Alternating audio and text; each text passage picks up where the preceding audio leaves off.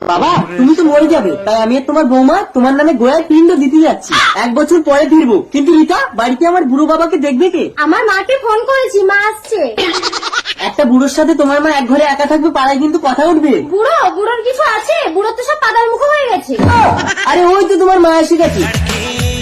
মা আস্তে পড়ে যাবে, এসো এসো। মা আমরা তাহলে গয়ায় গিয়ে শ্বশুরের নামে পিণ্ড দিয়ে আসি। তুমি আমার শ্বশুরকে দেখো মা, আমার নামেও পিণ্ড দিয়ে আসিস। অমন কথা বলতে নেই মা, এসো। বাবা আর তোমাকে মরার জন্য কষ্ট পেতে হবে না, আমি গয়ায় গিয়ে পিণ্ড দিয়ে দিলেই তুমি মরে যাবে।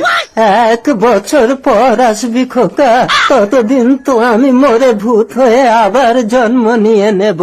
টাটা। रुको जरा। Bye bye. অমন কথা বলতে নেই বুড়ো।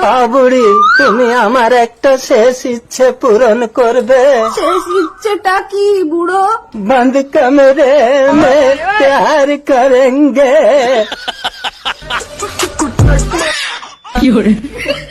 আমরা এসে গেছি মা। এই কার বাচ্চা তোমার কোলে?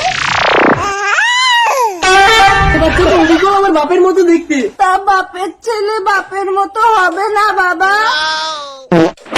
মুখে কথা বল। আরে আমার বাবা কোথায়? তোমার এই ভাইয়ের জন্ম দিতে বুড়ো নিজের জীবনটাই দিয়ে দিল। আমার একই সর্বনাশ হলো গো। তুই শালা ভাইয়ের জন্ম দিতে গিয়ে আমার বাবাটা মরে গেল। তুমি কোথায় গেলে বুড়ো?